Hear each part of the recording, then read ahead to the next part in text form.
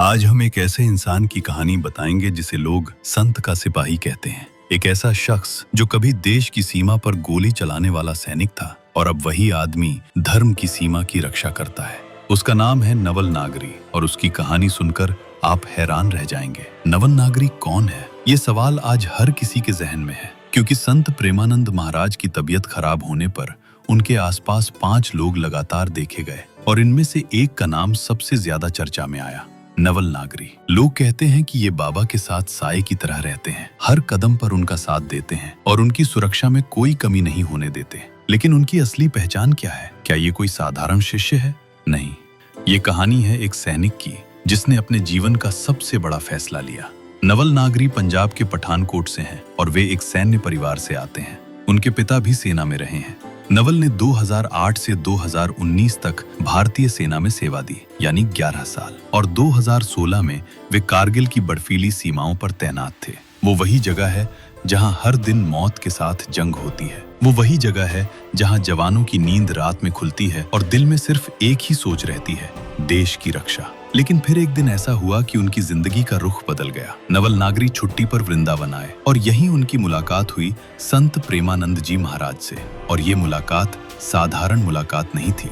ये एक ऐसी मुलाकात थी जिसने नवल की पूरी जिंदगी को बदल कर रख दिया। बाबा की वाणी, उनके उपदेश, उनकी आंखों में जो शक्ति थी, उसने नवल के मन पर गहरा असर किया। नवल ने कहा कि उनके सत्संग ने उनके जीवन की दिशा ही बदल दी। और फिर 2017 में नवल ने वो कदम उठाया जिसे सुनकर कई लोग हैरान रह गए।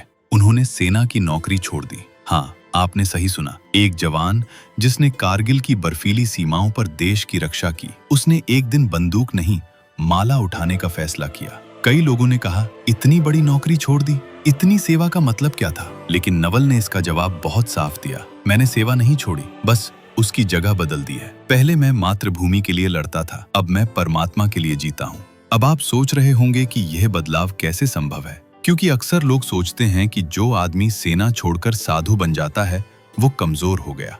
लेकिन नवल नागरी की कहानी इस सोच को तोड़ती है। ये आदमी कमजोर नहीं हुआ, बल्कि उसका अनुशासन और भी मजबूत हुआ। सेना की कठोर ट्रेनिंग ने उसे ऐसा इंसान बनाया जो अब धर्म की सीमा की रक्षा करता है। और यही वजह है कि लोग उन्हें संत का सिपाही कहते हैं, क्योंकि नवल सिर्फ शिष्य नहीं है, वे एक संरक्षक हैं। बाबा की सुरक्षा, उनके आसपास की व्यवस्था, भक्तों का ध्यान, ये सब काम वे शांत और सख्त तरीके से करते हैं। वे हर समय अपने गुरु के आसपास रहते हैं, कभी मंच पर, कभी भीड़ में और कभी किसी संकट को संभालते हुए। उनकी मौजूदगी से भक्तों को एक अजीब सी सुरक्षा मिलती है, जैसे कोई कह रहा हो, यहाँ सब ठीक है, मैं संभाल लूंगा। और अब बात सबसे बड़ी और सबसे डरावनी है। जब प्रेमानंद महाराज की तबीयत बिगड़ी तो लोगों ने देखा कि उनके आसपास 5 शिष्य लगातार नजर आ रहे हैं और उनमें नवल नागरी का नाम सबसे ज्यादा सामने आया। ये वही समय है जब आप पहचानते हैं कि कौन सच्चा है और कौन दिखावा कर रहा है। और नवल ने उस समय अपना असली चेहरा दिखाया, एक सच्चा अनुयायी, एक सच्चा सिपाही,